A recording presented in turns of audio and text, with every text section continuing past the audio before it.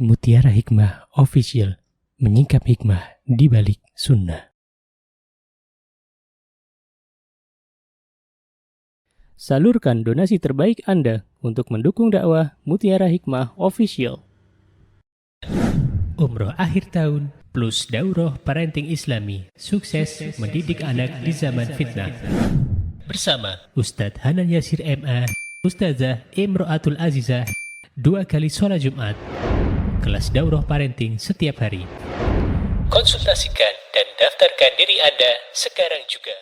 Mau haji yang gak pakai antri? Daftar sekarang, insya Allah 2024 berangkat. Gratis keberangkatan umroh sebelum haji. Dibersamai oleh Ustadz Hanan Yasir dan juga Ustazah Imro'atul Azizah. Buruan daftar sekarang juga, sebelum harga naik.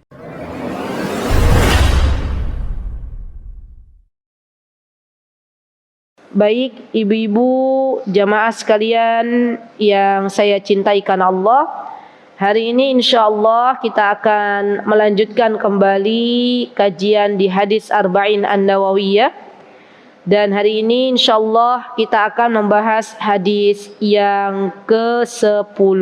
Monggo silahkan dibuka hadisnya dan dibaca bersama-sama. Ustazah Tania dibaca bareng-bareng. Antum baca, mereka baca.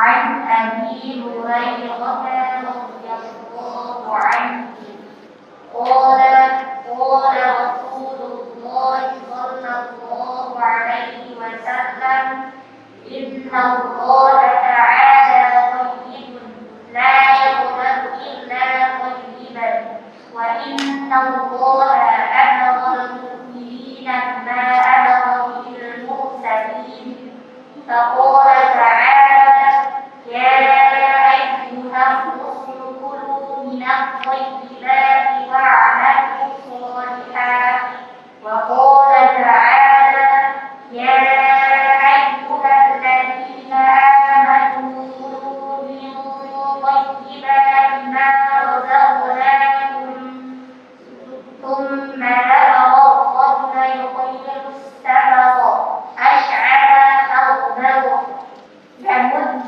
يديه إلى السماء يا ربي يا ربي ومطعمه حرام ومشربه حرام وملبسه حرام وغذي بالحرام فأنى يستجاب له. Masya Allah, barakallahu fikum. Ibu-ibu yang saya cintai karena Allah, hari ini insya Allah kita akan belajar sebuah pelajaran di mana kita berdoa kepada Allah semoga apa yang kita pelajari hari ini menjadi bekal di dalam kehidupan kita. Karena yang akan kita kaji pada hari ini adalah sesuatu yang erat kaitannya dengan kehidupan kita. Ya, tidak ada satupun dari kita, saya yakin, yang tidak berdoa kepada Allah Subhanahu wa taala. Kita itu di dalam kehidupan sangat-sangat membutuhkan Allah Subhanahu wa taala. Di setiap detik, setiap menit kita butuh Allah. Dan kita akan belajar kira-kira apa saja amalan-amalan yang bisa kita lakukan agar doa kita makbul, doa kita diijabah oleh Allah Subhanahu wa taala, dan amalan-amalan apa saja yang perlu kita hindari disebabkan karena doa tersebut tidak dimakbulkan oleh Allah Subhanahu wa taala. Baik, yang pertama yang akan kita pelajari adalah perawi hadis. Di hadis yang ke-10 ini adalah Abu Hurairah. Mohon dicek ulang, ibu-ibu silakan dibuka murojaah dari hadis 1 sampai hadis ke-9. Apakah sudah ada perawi hadisnya hadis Abu Hurairah 1 sampai 9? Hadis yang keberapa? Hadis yang ke-9. Sudah ada ya berarti ya? Berarti baru kemarin ya?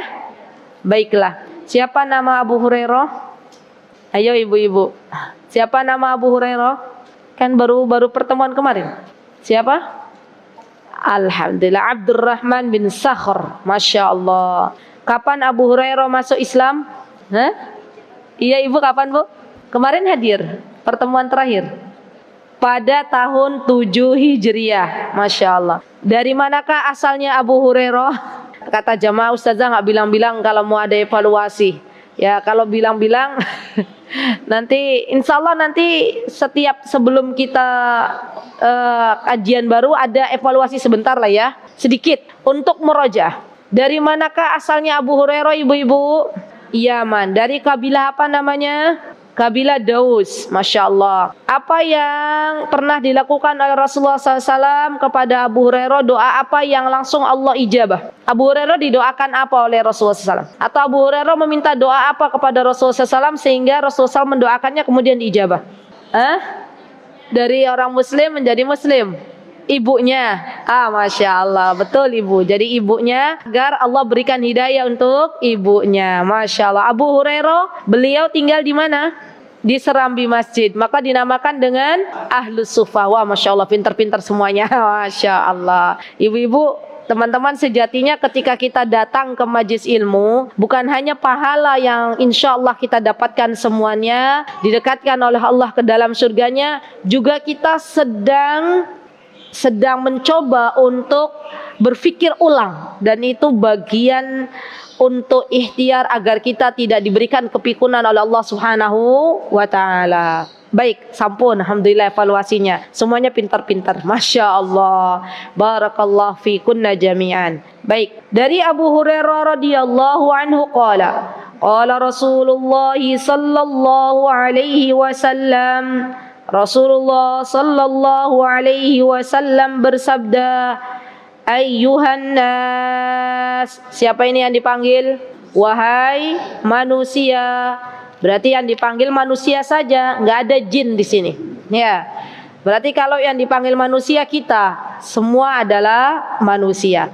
Perhatikan apa yang dipesankan oleh Nabi kita Muhammad sallallahu alaihi wasallam untuk kita ibu-ibu. Kata baginda Nabi kita Muhammad sallallahu alaihi wasallam, beliau mengatakan, innallaha thayyibun la yaqbalu illa thayyiban. Ketahuilah sesungguhnya Allah itu maha baik dan tidak menerima kecuali yang baik. Masya Allah. Ini kaidah ya. Termasuk di dalamnya innallaha thayyibun. Sesungguhnya Allah adalah maha baik. Para ulama berpendapat, apakah kata thayyib itu bagian dari nama Allah atau bukan? Ada yang mengatakan bahwa thayyib itu bagian dari nama Allah. Berarti kalau yang berpendapat thayyib ini bagian dari nama Allah, maka diperbolehkan bagi seorang hamba menamai dirinya dengan Abdul Thayyib, hambanya Thayyib, hambanya Allah Subhanahu wa taala. Ya. Yang kedua, ada yang mengatakan bahwa Thayyib ini bukan merupakan nama Allah Subhanahu wa taala. Dan kalau kita mempercayai pendapat yang kedua, berarti kita tidak boleh menamai anak-anak kita dengan Abdul Thayyib. Ya, hanya itu sebuah sifat bahwa Allah adalah Thayyib, yang maha baik. Dan arti dari thayyib itu sendiri teman-teman adalah lawan dari khabith, lawan dari keburukan. Ya kan? Baik lawannya apa? Buruk. Kalau dalam bahasa Arab baik itu thayyib, lawannya khabith. Ya. Teman-teman pernah gak dengar ayat Allah Subhanahu wa taala berfirman, al-khabithatu lil khabithina wat thayyibatu lit thayyibin. Itu kan ya. Nah, itu artinya apa? Yang buruk untuk yang buruk, yang baik untuk yang baik. Berarti baik dan buruk itu adalah sesuatu yang berlawanan. Dan Allah Azza wa Jalla memiliki sifat yang sempurna. Ini kaidah dalam memahami sifat Allah, tidak ada satupun sifat yang buruk disematkan kepada Allah Subhanahu wa taala. Semuanya adalah baik. Sifatnya Allah adalah mulia. Namanya Allah adalah husna, baik. Ya. Jadi semuanya kalau yang berkaitan dengan Allah maka yang baik, baik. Kemudian di sini Allah mengatakan la yaqbalu illa thayyiban. Allah tidak menerima kecuali yang baik. Maka kalau kita tahu bahwa Allah tidak menerima sesuatu yang baik, maka kita dalam keseluruhan kehidupan kita haruslah kita fokus kepada yang baik. Misal, contoh ibu-ibu, kalau kita pengen diterima amal ibadah kita kepada oleh Allah Subhanahu wa taala, maka di antaranya adalah niat kita harus baik, harus mengharapkan wajahnya Allah Subhanahu wa taala. Keyakinan kita juga harus baik, akidah kita juga harus baik, karena Allah tidak menerima kecuali sesuatu yang baik. Jadi kalau ada orang dia akidahnya, keyakinannya tidak sesuai dengan Al-Quran dan Sunnah, kira-kira diterima apa mboten? Tidak diterima. Karena Allah menginginkan sesuatu yang baik, termasuk di dalamnya baik dari segi keyakinan, baik dari segi niat, baik dari segi amalannya. Jadi amalannya harus sesuai dengan petunjuk Nabi kita Muhammad sallallahu alaihi wasallam. Ini harus dicatat poin-poin ini. Kalau ada orang menyibukkan diri dengan sesuatu yang tidak dianjurkan oleh Nabi kita Muhammad sallallahu alaihi wasallam, walaupun mungkin pada dohirnya itu baik, contoh, tapi nggak pernah dianjurkan oleh Rasulullah, apakah diterima, Bu? Mboten. Ya, misal begini. Ini misal ya, Bu. Kadang ada orang yang mengkhususkan sedekah di bulan tertentu, di hari tertentu, dan meyakini bahwa sedekahnya dia di bulan itu adalah sesuatu yang bisa menolak bala. Ya. Padahal kalaupun dia tidak meyakini hal tersebut, yang namanya sedekah itu pada hakikatnya ibu-ibu akan membawa kebaikan tanpa ada keyakinan seperti ini. Fulan dia sedekah dengan mengharap ridha Allah Subhanahu wa taala, maka pasti jaminan yang Allah berikan, Allah akan balas fulanah ini dengan kebaikan yang banyak.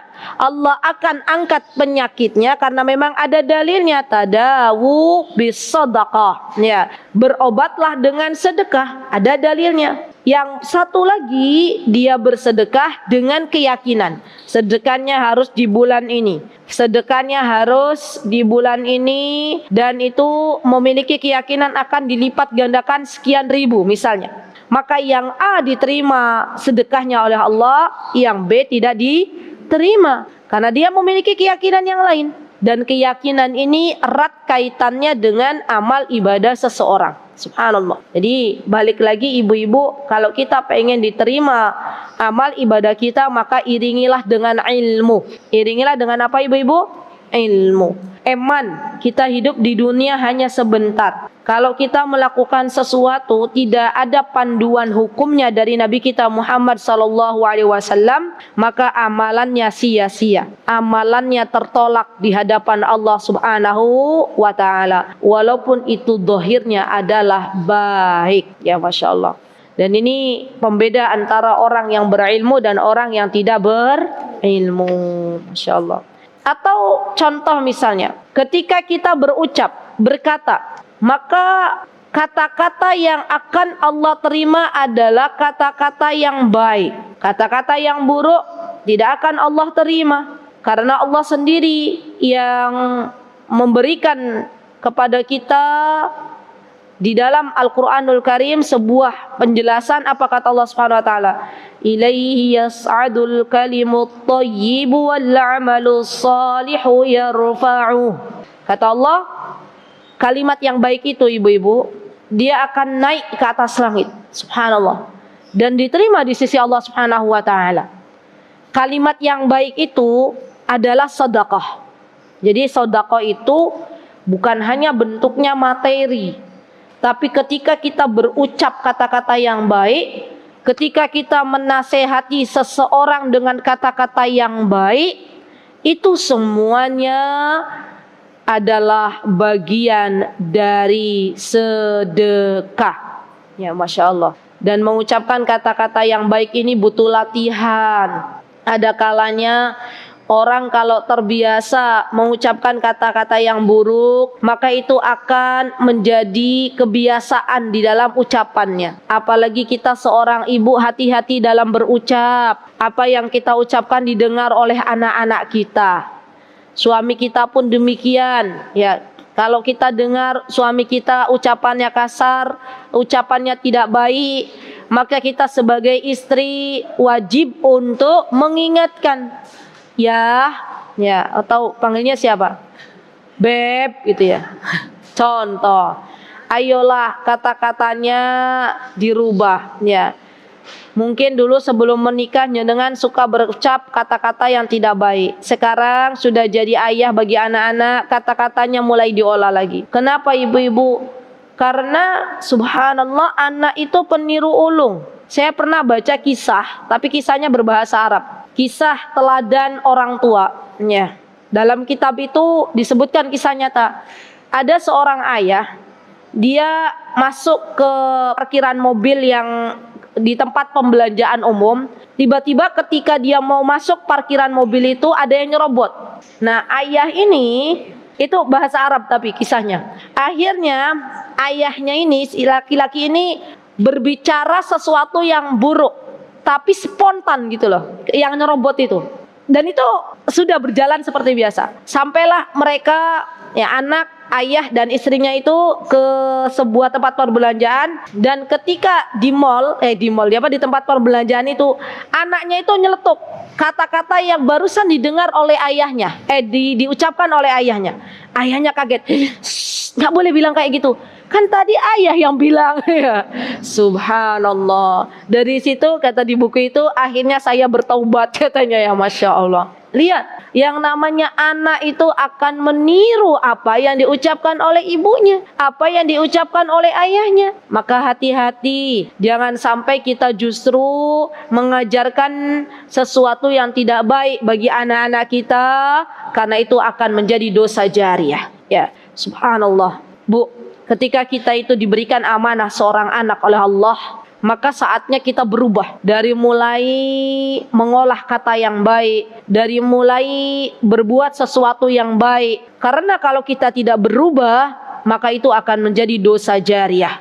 Dan yang namanya dosa jariah itu, kalau kita sudah meninggal dunia, anak kita masih melakukan dosa tersebut, maka aliran dosanya akan sampai kepada kita. Na'udzubillah summa na'udzubillah. Berat. Ya, baik. Itu diantara sesuatu yang baik, ya, dan masih banyak lagi. Kemudian di sini disebutkan wa innallaha amaral mu'minina bima amara bihil mursalin. Dan sesungguhnya Allah Subhanahu wa taala memerintahkan orang-orang yang beriman dengan apa yang Allah perintahkan kepada para rasul. Sama, apa yang Allah perintahkan kepada kita nih Bu, hakikatnya sama dengan apa yang Allah perintahkan kepada utusannya. Misalnya apa? Misalnya ada di dalam surah Al-Mu'minun ayat 51. Ada nggak keterangannya di situ? Ada? Apa kata Allah Subhanahu wa taala? A'udzubillahi minasyaitonirrajim. Ya ayyuhar rusul qulu minat thayyibati wa'malu shalihan inni bima ta'maluna alim. Selanjutnya Allah mengatakan ya ayyuhalladzina amanu qulu min thayyibati ma razaqnakum. Ada kesamaan apa mboten? Di mana kesamaannya? Qulu min thayyibat, makanlah dari apa-apa yang baik, begitu ya. Dan yang dimaksud dengan apa-apa yang baik adalah apa-apa yang halal. Jadi kita diperintahkan dalam ayat ini untuk memakan sesuatu yang baik. Masya Allah. Dikarenakan apa? Keterkaitan antara makanan, apa yang kita masukkan ke dalam perut dengan doa itu sangat dekat. kaitannya. Subhanallah. Nanti di sini dijelaskan bahwa di antara penghalang doa kita ketika kita berdoa kepada Allah adalah memasukkan makanan yang haram ke dalam perut. Baik itu zatnya maupun caranya. Tolong ditulis. Jadi baik itu zatnya tuh berarti makanannya nggak halal hukumnya. Contoh misalnya dimasukkan ke dalam perut, mohon maaf, makanan dari babi misalnya, atau makanan dari apa tuh? Dari anjing misalnya, daging anjing, daging babi contohnya. Atau minum minuman keras, itu kan nggak halal zatnya. Atau caranya, yang dia dapatkan caranya bukan dengan cara yang Allah halalkan. Misalnya harta tersebut didapatkan dari hasil mencuri, atau harta tersebut didapatkan dari hasil korupsi, atau harta tersebut didapatkan dari riba misalnya. Maka itu semuanya adalah sesuatu yang caranya tidak halal. Dan itu merupakan penghalang sebuah doa. Baik, kenapa ibu-ibu makanan itu erat kaitannya dengan doa? Karena Allah hanya menerima sesuatu yang baik. Ya. Bahkan doa itu sendiri, subhanallah, disebutkan di dalam hadis Nabi kita Muhammad SAW, ad-du'a'u huwa mukhul ibadah. Doa itu intinya ibadah, ada di doa. Subhanallah. Dan di sini mulailah Rasulullah SAW menyebutkan di antara tanda seseorang diijabahnya doa, atau bagaimana caranya agar seseorang itu diijabah doanya. Maka Rasulullah mulai menyebutkan, "Tsumma dzakara ar-rajul yutilus safar." Ya. Ketika Rasulullah SAW menyebutkan, kemudian ada seorang laki-laki yang dia keadaannya melakukan perjalanan jauh. Yutilus safar itu adalah perjalanan safar. Dan kita tahu di antara doa yang Allah ijabah, di antaranya doanya musafir. Jadi ibu-ibu, kita nih kalau lagi dalam perjalanan, yuk sibukkan untuk berdoa. Jangan hanya nyekrol sana, nyekrol sini. Jangan hanya lihat pemandangan kanan, pemandangan kiri. Ya kan, subhanallah. Saya itu sedih ya, kalau di sebuah perjalanan yang panjang, misalnya perjalanan untuk umroh, misal contoh. Kemudian di pesawat itu ada entertainment, ada semacam hiburan.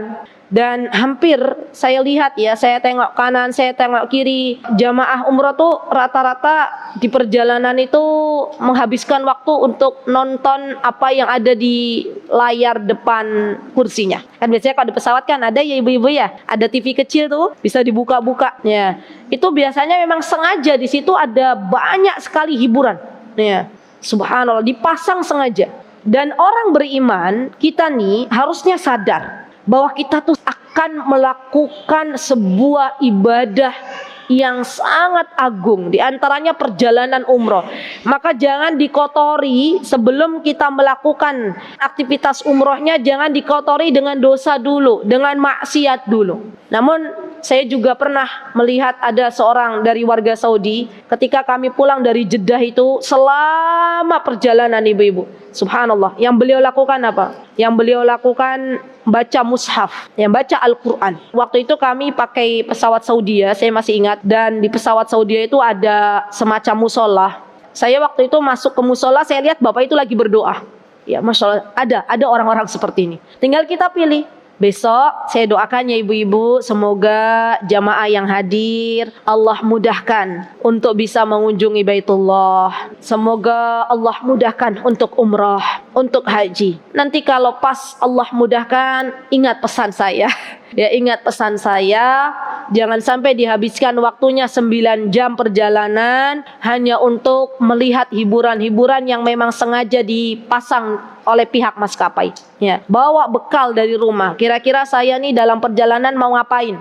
Oh iya, saya mau menghabiskan satu buku. Oh iya, saya mau baca Al-Quran surat ini.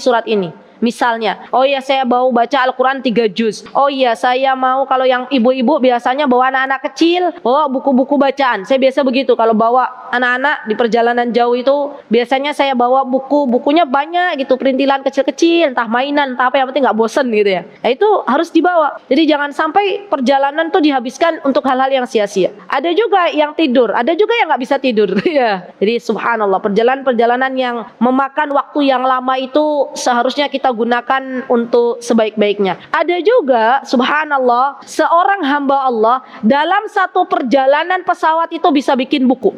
Masya Allah, wah Masya Allah. Ibu mau bikin buku? Ya, itu juga ada. Masya Allah, tergantung niatnya dari di Indonesia. Ya. Kalaulah belum diberikan kesempatan untuk ke sana ya ibu-ibu, kita kan juga pernah safar. Ibu-ibu selama ini pernah safar atau di Yogyakarta saja? Nah, pernah safar? Terjauh kemana ibu? Ke Jakarta, Masya Allah. Naik apa? Kereta, berapa? 5 jam ya? 5-6 jam. Iya, berarti itu juga jauh ya. 5-6 jam tuh waktu tuh kalau istighfar dapat ribuan tuh Bu. Iya kan? Tapi kalau nyekrol HP, kok udah mau sampai ya gitu ya, Masya Allah. Kenapa Bu? Berzikir, ya baca Al-Quran, apapun yang bisa kita lakukan maka kita lakukan. Dan berdoa. Jadi nanti sebelum safar itu beli buku tuntunan doa sesuai Al-Quran dan Sunnah. Bolak-balik dibaca, terus satu buku rampung, balik lagi gitu ya. Itu bagus banget. Ya, jadi jangan lupa untuk banyak berdoa, karena safar itu waktu yang mustajab. Kemudian kata Rasulullah SAW, salasu da'awat mustajabatun la syakka fihinna. Ya. Ada 3 doa yang akan dikabulkan tanpa ada keraguan di dalamnya. Jadi doanya orang-orang yang sedang apa tadi? Yang pertama, da'watul musafir, orang yang sedang dalam perjalanan. Yang kedua, da'watul mazlum, orang yang didolimi. Orang yang didolimi ini doanya nggak tertolak, Masya Allah. Jadi saya jadi ingat ya, pernah ada kajian, saya di mana waktu itu ya, ada ibu tuh yang tanya, Ustazah, saya itu dalam hidup tuh saya merasa terdolimi oleh tetangga saya gitu. Gimana Bu? Nah, saya tuh udah berbuat baik tapi dia tetap aja kalau pas ketemu sama saya mukanya melengos gitu ya. Terus dia nggak pernah, kalau saya datang ke rumah juga nggak dibukain pintu gitu. Wah, pokoknya merasa didolimi. Nah, ibu-ibu, ketika terjadi demikian dalam kehidupan, terjadi suatu peristiwa ibu-ibu terdolimi, maka itu ternyata hikmahnya ada waktu ibu-ibu untuk berdoa. Ya, doakan, ya Allah, tetanggaku mendolimiku, ya Allah, berikanlah petunjuk untuk tetanggaku, ya Allah, berikanlah ia kebaikan kehidupan di dunia dan di akhirat. Wah, Masya Allah tuh keren banget. Orang yang terdolimi bisa mendoakan orang yang mendoliminya, itu keren sekali, Masya Allah. Kira-kira terucap napa mboten Bu? Terucap Ustazah, tapi nih hati masih mangkel, yojo ya, jangan, tetap harus tulus. Kan yang namanya doa tuh gratis ya ibu-ibu ya. Ya, doakan, ya Allah, doakan kebaikan bagi orang-orang yang mendolimi. Dan di antara subhanallah ya ibu-ibu, kalau seandainya misalnya ibu-ibu masuk dalam bab menjadi orang yang terdolimi, ini waktunya untuk kita banyak berdoa, waktunya untuk menambah kesabaran, dan setiap kali kita sabar ditulis pahala oleh Allah Subhanahu wa Ta'ala. Jadi tidak ada yang sia-sia di dalam kehidupan kita kalau niat kita lurus, kalau kembalikan lagi kepada Allah Subhanahu wa Ta'ala. Dan yang ketiga, apa doa yang pasti akan Allah kabulkan? Wa da'watul walid ala waladihi, dan doanya orang tua untuk anaknya. Bagi mbak-mbak yang belum menikah, sering-sering minta didoakan oleh orang tuanya. Bu, Pak, mohon doanya, semoga saya diberikan kelancaran. Bu, Pak, mohon doanya, semoga Allah datangkan jodoh. Misal ya. Apalagi sih biasanya, ini Ustazah Tania nih. Apa Ustazah Tania, doanya Ustazah Tania yang belum menikah ini biasanya? dimudahkan sekolahnya gitu ya, diberikan petunjuk, ya Masya Allah, itu bagus. Dan kita sebagai orang tua nih Bu, misalnya melihat sesuatu yang mungkin tidak sesuai dengan harapan kita, anak-anak kita, ya Allah, anak-anak kita luar biasa, yang punya anak laki-laki, Cong, saya punya anak laki-laki, Masya Allah, kan kelakuan mereka tuh Masya Allah gitu ya. Karena saya yang pertama perempuan, anak kedua perempuan. Masya Allah, Alhamdulillah. Yang ketiga laki-laki. Suka ngelus dada. Ya, enggak apa-apa. Tapi Masya Allah, memang Masya Allah. Ya. Terus kita doakan, Allah yahdik ya waladi. Tetap aja kita berucapnya kata-kata yang baik. Semoga Allah berikan petunjuk kepadamu. Semoga Allah solihkan, gitu ya. Terus saja. Ada seorang ulama, ya, saya masih ingat, ulama dari Yaman, yang mana beliau itu waktu kecilnya luar biasa tuh. Kayaknya memang calon-calon pemimpin, calon-calon ulama begitu di waktu kecilnya. Sampai ibunya tuh sering beliau mendoakan, ya ini doa ya, doanya orang tua tuh mustajab. Allah yahdik, Allah yahdik, Allah yahdik gitu ya. Semoga Allah berikan petunjuk kepadamu, semoga Allah berikan petunjuk kepadamu. Saking banyaknya doa ibunya, Allah jadikan ulama. Masya Allah. Doanya Imam Sudais ya, ibunya Imam Sudais, ya kan didoakan juga tuh. Dan memang anak-anak, subhanallah ibu-ibu. Jadi bersyukurlah kepada Allah. Kalau kita punya anak laki-laki yang aktif, itu artinya Allah sedang menyiapkan untuk kita, insya Allah anak-anak kita calon-calon pemimpin, ya, calon-calon ulama, insya Allah. Jadi perbanyak berbaik sangka sama Allah. Dan jangan sekali-kali terucap kata-kata doa yang buruk bagi anak-anak kita, karena banyak kisah-kisah dalam kehidupan ini, ya. Dan itu juga saya pernah baca kisahnya berbahasa Arab. Itu kisahnya, saya lupa judul bukunya apa, tapi itu kisah nyata yang bisa diambil ibroh gitu loh, bahasa Arab. Itu ada seorang ibu yang dia terucap ketika anak laki-lakinya Masya Allah luar biasa aktif, terucap semoga ada bangunan yang menjatuhimu, semoga engkau tertimpa bangunan. Ketika anaknya sudah besar, anaknya suatu hari ya tertimpa bangunan, beneran tertimpa bangunan, sampai membuat patah sebagian anggota tubuhnya. Dan ibunya baru keinget bahwa ternyata dulu pernah mendoakan keburukan untuk anak laki-lakinya. Jadi tahan Bu, lisan Bu, ya. Apapun yang anak kita lakukan tahan. Jangan kita doakan keburukan sebelum penyesalan itu ada. Tetap doakan kebaikan, tetap doakan kebaikan. Apapun yang terjadi pada anak kita, tetap kita doakan kebaikan. Ya Masya Allah. Baik, yang keberapa berarti? Ya, ketika safar. Kemudian ketika apa? Ketika terdolimi. Yang ketiga tadi ketika doa orang tua untuk anaknya. Yang keempat, ya, di antara yang bisa membantu kita untuk kita diijabah doa kita adalah berdoalah di waktu hujan yang lebat. Jadi ketika ini belum musim hujan, nanti pas waktu musim hujan, jangan celah hujan. Ya, kalau hujan itu lebat, maka itu waktu mustajab untuk berdoa. Masya Allah ya. Yang kelima, berdoalah di waktu antara azan dan iqamah. Wah, Masya Allah. Waktu antara azan dan iqamah itu sebentar ibu-ibu. Namun di situ ada waktu yang sangat berharga. Dan kita ya sebagai orang beriman, ketika mendengar azan itu dikumandangkan, maka kita jawab panggilan muadzin, ya. Kemudian setelah itu kita berdoa kepada Allah Subhanahu wa taala, dan itu adalah waktu diijabahnya doa. Yang keenam, berdoalah di hari Arafah, di tanggal 9 Zulhijjah. Itu adalah hari Arafah, di mana doa hamba-hamba Allah diijabah oleh Allah Subhanahu wa taala. Kemudian berdoalah ketika sujud, karena ada dalilnya. Apa kata Rasulullah SAW? Amma sujud fajtahidu fid du'a. Adapun sujud, maka bersungguh-sungguhlah kalian dalam berdoa. faqaminun an yustajaba lakum, karena sangat besar kemungkinan doamu dikabulkan.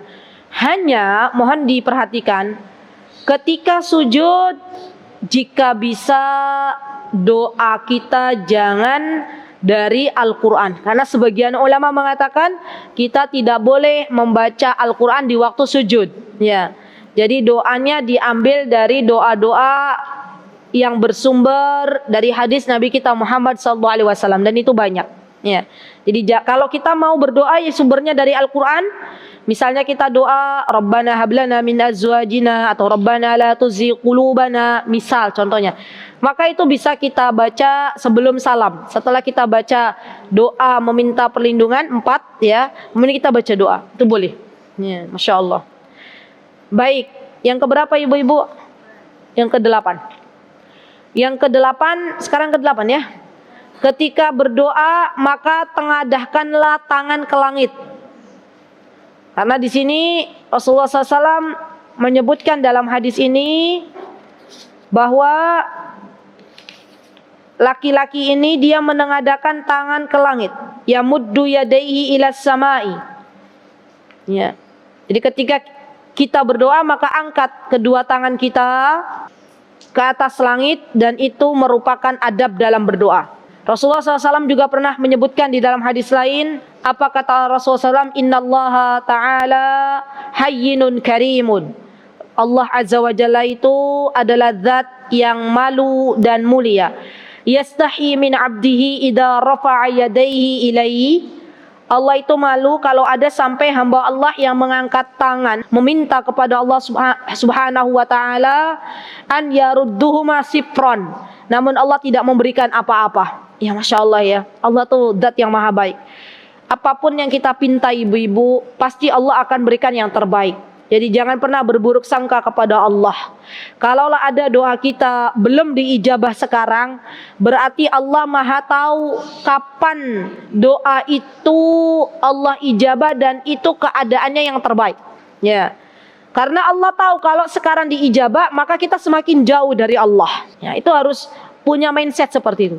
Jadi jangan sampai timbul rasa suuzon kepada Allah. Ya Allah, saya sudah capek berdoa tapi belum Engkau ijabah. Terus saja berdoa. Nabi Zakaria, beliau berdoa untuk meminta anak keturunan dari usia berapa Nabi Zakaria? Diijabah doanya. Usia 90 tahun. Beliau berdoa dari usia 70 tahun. Ya Masya Allah, berdoa terus. Nabi Ibrahim alaihissalam, beliau berdoa meminta keturunan. Terus berdoa kepada Allah sampai akhirnya Allah ijabah Nabi Ibrahim. Diberikanlah Nabi Ibrahim 2 putra, Ishak dan Ismail. Nabi Zakaria diberikanlah seorang putra yang bernama Yahya. Mereka berdua contoh teladan bagi kita dalam hal berdoa. Tidak ada putus asa dalam berdoa. Tetaplah berbaik sangka kepada Allah, berdoa kepada Allah, karena doa itu sendiri berpahala. Jadi ketahuilah bahwa ketika kita berdoa, itu kita sedang beribadah, ditulis pahala di sisi Allah Subhanahu wa taala. Umar bin Khattab radhiyallahu anhu ibu-ibu, beliau itu pernah berkata, bukan perkataannya Rasulullah, tapi perkataannya Umar. Apa kata Umar? Saya itu justru sangat takut di dalam kehidupan ini tidak diberikan petunjuk oleh Allah untuk berdoa. Jadi Umar tuh, yang Umar pikirkan bukan ijabah atau tidaknya doa, tapi justru yang Umar takutkan kalau sampai Allah tidak memberikan petunjuk kepada Umar untuk tidak berdoa. Selagi Allah berikan petunjuk kepada kita untuk berdoa, maka berbahagialah. Karena itu merupakan nikmat dari Allah Subhanahu wa taala. Ketika seseorang terhalangi dari berdoa, maka ketahuilah ibu-ibu, itu merupakan hukuman dari Allah Subhanahu wa taala di dunia ini.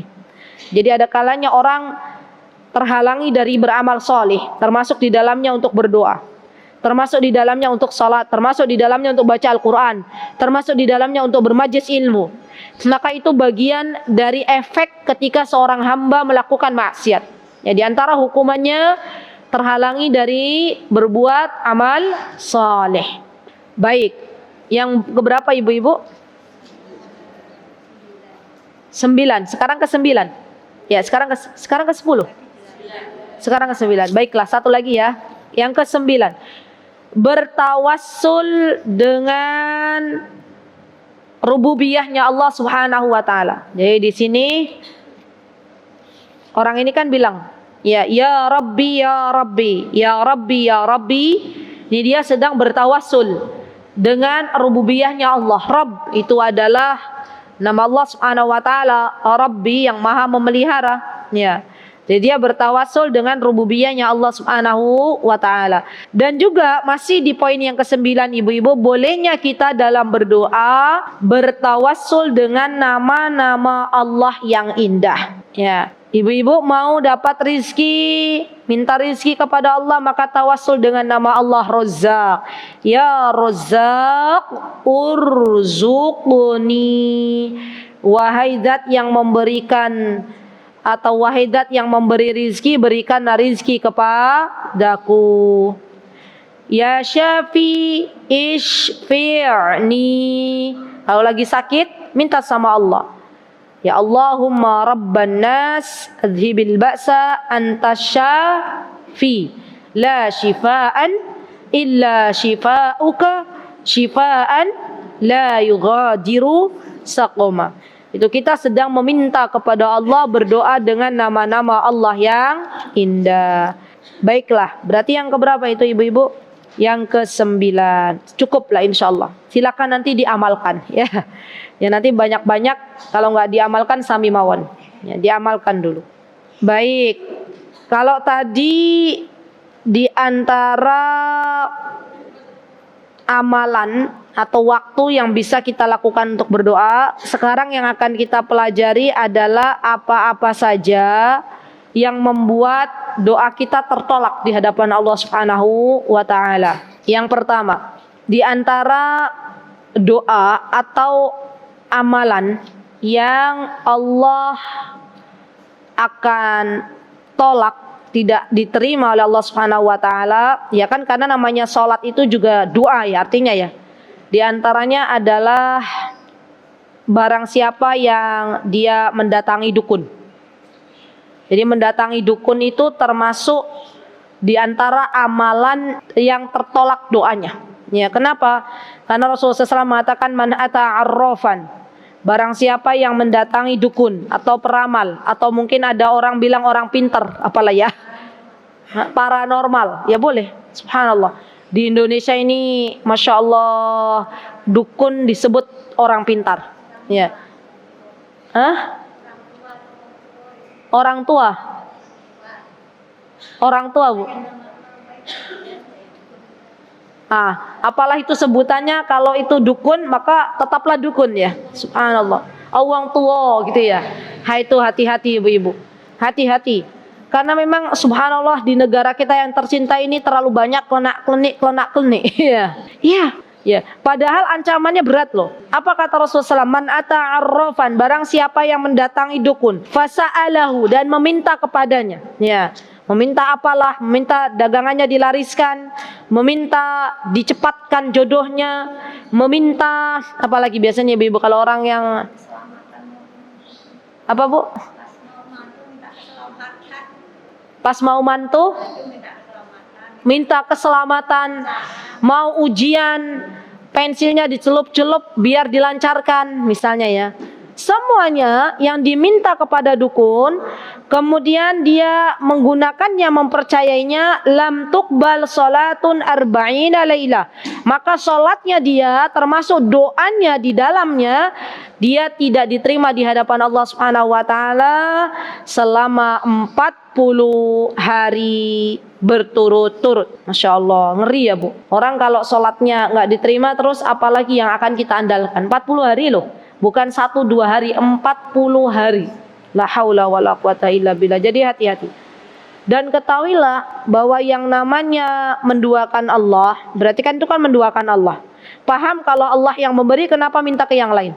Paham kalau Allah yang akan memberikan keselamatan, kenapa meminta kepada yang lain? Berarti itu menduakan Allah. Kalau dia meninggal dalam artian ketika dia meninggal dunia belum bertaubat kepada Allah Subhanahu wa taala, maka orang-orang yang demikian meninggal dalam keadaan musyrik. Ya la haula wala quwata illa billah. Maka ada doanya ibu-ibu. Doanya ditulis. Apa doanya? Allahumma inni a'udzubika min an usyrika. Enggak ada itu ya. Ustazah Tania aja dieja Ustazah Tania. Hafalkan doanya. Allahumma inni a'udzubika min an usyrika bika wa ana a'lam wa astaghfiruka lima la a'lam. Antum hafal tak? Hah? Nggak hafal? Ya, saya ini aja di teh aja ya ibu-ibu, ini karena ngeri banget. Allahumma, pelan-pelan. Allahumma inni a'udzubika. Allahumma inni a'udzubika an usyrika. Allahumma inni a'udzubika an usyrika. Allahumma inni a'udzubika an usyrika bika wa ana a'lam. Allahumma inni a'udzubika an usyrika bika wa ana a'lam wa astaghfiruka lima la a'lam. Wa astaghfiruka lima la a'lam. Allahumma inni a'udzubika an usyrika bika wa ana a'lam wa astaghfiruka lima la a'lam. Ulangi lagi ya. Allahumma inni a'udzubika an usyrika bika wa ana a'lam wa astaghfiruka lima la a'lam. Sekarang artinya ya. Allahumma, apa Allahumma artinya? Ibu-ibu artinya Allahumma apa? Ya Allah. Allahumma itu ya Allah. Ini sesungguhnya aku a'udzubika berlindung kepadamu. A'udzubika. Sesungguhnya aku berlindung kepadamu an usyrika bika, agar tidak menyekutukanmu. An usyrika bika, agar tidak menyekutukanmu. Sampun. Wa ana a'lam, sedangkan aku mengetahuinya. Wa ana a'lam, sedangkan aku mengetahuinya. Allahumma ya Allah, inni a'udzubika, aku berlindung kepadamu dari menyekutukanmu, sedangkan aku mengetahui. Jadi maksudnya sedangkan aku mengetahui itu gini Bu, kita tuh paham kalau mendatangi dukun tuh hukumnya tidak boleh, paham kan? Tahu ya, tapi tetap mendatangi. Nah, kita paham kalau meramal zodiak itu nggak boleh, tapi karena ikut-ikutan sama teman karena ditanya sama teman, apa zodiakmu? Apa Bu? Virgo. Virgo apa lagi? Starius, Aries, gitu-gitu ya. Nah, ini menandakan berarti ibu dulu masa mudanya. Masih zaman dulu ya Bu ya? Oh, zaman SD kan biasanya tanya toh, zodiakmu apa? Lahirnya tanggal berapa gitu kan? Uranus apalah. Terus bulan ini nasibmu begini-begini. Masya Allah. Terus meyakini, wah itu udah menyekutukan Allah. Hati-hati. Ya mbak-mbak, barangkali kan biasanya sesuatu yang dulu-dulu itu akan terjadi lagi loh. Iya kan Bu? Coba aja peristiwa itu akan terulang kembali dengan zaman dan tokoh yang berbeda. Nah, hati-hati nih. Kita katakan kepada anak-anak kita, tidak boleh nak kita mempelajari bintang-bintang seperti itu, zodiak itu tidak boleh. Kalau sampai kita tahu itu tidak boleh, tapi kita masih berusaha untuk meyakininya, berarti sudah terjerumus ke dalam menyekutukan Allah. Baik, sampai mana tadi? Allahumma inni a'udzubika min an usyrika bika wa ana a'lam wa astaghfiruka lima la a'lam. Dan aku memohon ampunan kepadamu terhadap apa yang tidak aku ketahui, dan aku memohon ampunan kepadamu terhadap apa yang aku tidak ketahui. Sudah, ibu-ibu yuk baca bareng-bareng yuk. 1, 2, 3. Allahumma inni a'udzubika an usyrika bika wa ana a'lam wa astaghfiruka lima la a'lam. Masya Allah, diamalkan nggih ibu-ibu. Bismillah, semoga Allah mudahkan. Baik, kira-kira ada lagi enggak amalan yang salatnya tidak diterima oleh Allah Subhanahu wa taala, doanya tidak diijabah oleh Allah Subhanahu wa taala? Ada lagi, apakah hanya orang yang dia berangkat ke dukun atau apa lagi? Orang yang minum khamr. Nah, itu hati-hati itu. Yang kedua adalah doanya atau salatnya orang yang meminum khamr. Hasbunallah wa ni'mal wakil. Hari ini ibu-ibu, yang namanya minuman keras itu dijual di mana-mana, ya. Sampai di supermarket atau di toko-toko kecil, ya, sudah ada. Nggih mboten.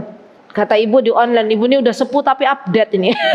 Online katanya ya. Ya itulah ya. Dan begitulah sunnatullah. Apa kata Rasulullah SAW? Tidaklah hari kiamat itu terjadi kecuali minuman keras merajalela, kecuali perzinahan merajalela. Maka mintalah kepada Allah. Sekarang itu kan kita tadi kan amalin ya Bu ya. Doa kita kan dijabah nih. Minta sama Allah. Ya Allah, hamba memohon kepadamu ya Allah. Jauhkanlah hamba dan keluarga besar hamba serta anak keturunan hamba dari yang namanya minum minuman keras, dari yang namanya narkoba, dari yang namanya perzinahan, ya, dari yang namanya dosa-dosa besar. Nah, itu kita berdoa tuh. Subhanallah, saya merinding ya ibu. Ada kalanya anak itu sudah berada di sebuah lingkungan atau sebuah kondisi di mana di situ dia sebentar lagi berbuat maksiat. Allah kasih petunjuk kepada anak itu. Ternyata di belakangnya ada ibu yang selalu menengadahkan tangan ke atas langit berdoa untuk anaknya. Ya, jadi kita sebagai ibu, yuk mulai berdoa kepada Allah. Kita nggak bisa merubah keadaan yang ada, kan kita nggak bisa. Kita masih ada ikhtiar, berdoa sama Allah. Ya Allah, hamba memohon kepadamu, jauhkanlah kami semuanya dari yang namanya minum minuman keras. Anak keturunan kami juga. Ya, jauhkanlah hamba, anak keturunan hamba dan keluarga besar hamba dari yang namanya perzinahan. Perzinahan itu termasuk di dalamnya liwat. Ya, liwat itu apa ibu-ibu? Laki-laki sama laki-laki. Itu namanya liwat, sodomi. Zaman sekarang dengan berkembangnya LGBT, ya, sekarang sudah banyak ya kejahatan di mana-mana. Maka minta sama Allah, benar-benar minta sama Allah untuk keselamatan anak cucu kita dan diri kita. Yang ketiga, di antara tertolaknya doa ketika ada sesama hamba Allah bertikai. Hati-hati nih. Kalau ada pertikaian di antara sesama muslim atau sesama hamba Allah, maka cepat-cepatlah untuk kita bermaaf-maafan karena dampaknya ngeri. Ya, sampai dia kembali lagi untuk bersaudara. Dan kita semuanya ibu-ibu, kita ini semuanya saudara. Walaupun kita beda ayah ibu, tapi sejatinya kita semuanya anak keturunannya Nabi Adam alaihi salam. Orang-orang beriman semuanya bersaudara. Masya Allah. Yang keempat, di antaranya adalah seorang istri yang dia tertidur di malam hari sedangkan suaminya dalam keadaan marah. Ibu-ibu mulai menghela nafas.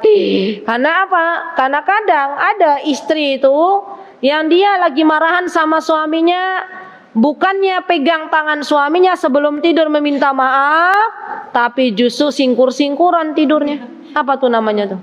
Ungkur-ungkuran. Nah, itulah ya namanya itu. Jadi mbak-mbak yang belum menikah nih, atau ibu-ibu yang sudah menikah, kalau nanti suami kita marah atau kita membuat marah suami kita, Rasulullah tuh sampai jelaskan itu. Subhanallah. Apa kata Rasulullah? Tangan tuh pegang tangan suami kita, pegang. Ya. Kita bilang ada hadisnya sahih. Kita bilang, beb, apa sih ibu kalau panggil suaminya? Say, apalah ya? Cin, apalah ya? Tolong maafkan kesalahanku. Wah, maaf ya, saya minta maaf dari lubuk hati terdalam gitu ya. Karena saya nggak akan bisa tidur kalau suamiku marah gitu. Wah, itu yang namanya laki-laki kalau lihat istrinya begitu, ya langsung luluh, langsung maafin. Yang tadinya niat mau mencerai nggak jadi. Ya, yang tadinya niat mau mengusir dari rumah nggak jadi. Kenapa? Karena istrinya minta maaf. Ya, dan subhanallah ini harus benar-benar ibu-ibu kita kerjakan hal tersebut. Kalau memang yang namanya rumah tangga kan kita nggak tahu jalannya seperti apa. Jadi kita sebagai istri kita harus minta maaf. Walaupun mungkin ada gengsi-gengsi sedikit lah. Ya misalnya yang salah siapa gitu ya, nggak apa-apa. Ya, ngalah itu bukan berarti kalah. Ya saya sering begitu ke ibu-ibu tuh, wis bu, yang penting rukun adem, toh nanti kalau terjadi sesuatu yang tidak diinginkan dalam keluarga juga dampaknya ke anak-anak, nggak baik, ya nggak ibu-ibu, ya. Dan sedih rasanya sekarang itu banyak sekali keluarga muslim yang akhirnya subhanallah kandas di tengah jalan. Nas'alullah salama. Jadi ibu-ibu kalau bermalam pastikan suaminya ridho. Kalau kita meninggal dunia ketika tidur nggak dibangunkan lagi oleh Allah, suami kita ridho, maka kita termasuk istri-istri yang salihah. Masya Allah. Baik, yang keberapa ibu-ibu? Satu lagi lah ya. Yang kelima adalah, nah ini nih. Dia memakan harta yang haram. Dari mana?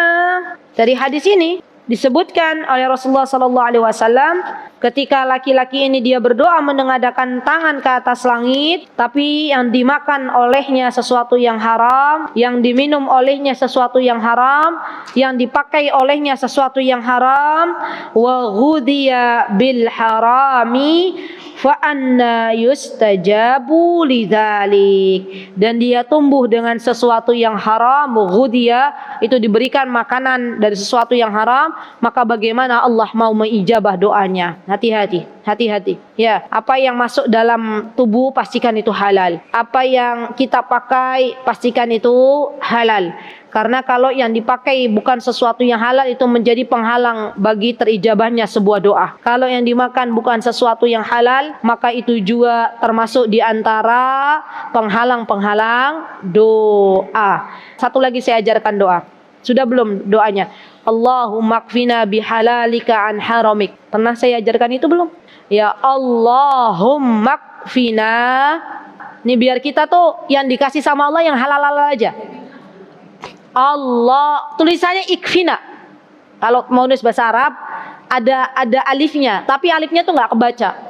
Allahumma ikfina, tapi bacanya Allahumma kfina. Tulisannya ada alifnya. Allahumma kfina pakai kaf. Fina atau mau pakai fini? Pakai domir saya atau domir kami? Ibu-ibu maunya? Hah? Bedanya Vina sama Vini apa? Bedanya kalau Vina itu kami, kalau Vini itu saya. Maunya yang saya atau kami? Kami, oke. Allahumma kfina bihalalika an haramik. Allahumma kfina bihalalika an haramik. An haramik, haramim kaf. Waghnina, Allahumma kfina bihalalika an haramik waghnina bifadlik waghnina bifadlika. Allahumma kfina, Allahumma tadi apa? Ayo ya, Allahumma apa tadi ibu-ibu? Mbak-mbak? Ya Allah, ikfina, cukupkanlah kami. Ikfina, cukupkanlah kami bihalalik, dengan sesuatu yang halal-halal saja. An haramik, dari apa-apa yang diharamkan Allah, maksudnya Allah cukupkan kita dari yang halal, dari apa-apa yang Allah telah haramkan. Ya Allah, cukupkanlah kami dengan sesuatu yang halal, ya. Waghnina bifadlik, dan kayakanlah kami dengan keutamaanmu, dan kayakanlah kami dengan keutamaanmu. Yo, baca bareng-bareng ibu-ibu. Satu, ayo Sadatania. Allahumma qina bihalalika an haramik wa qina Bifadlik. Masya Allah, jazakunallahu khair. Ada berapa doa yang kita pelajari hari ini ibu-ibu? 2, diamalkan. Ya, sedikit demi sedikit diamalkan itu jauh lebih barakah daripada kita tumpuk tapi nggak diamalkan. Semoga Allah mampukan ibu-ibu dan kita semuanya untuk bisa mengamalkannya. Baik, itulah yang bisa saya sampaikan. Terima kasih atas kehadirannya. Jazakumullahu khaira. Juga saya haturkan kepada segenap panitia kajian. Semoga Allah membalas dengan surga firdaus tertinggi. Aqulu qouli hadza wastaghfirullah li wa lakum wa akhiru da'wana anil hamdulillahi rabbil alamin. Wassalamualaikum warahmatullahi wabarakatuh. Mutiara Hikmah Official, menyingkap hikmah di balik sunnah.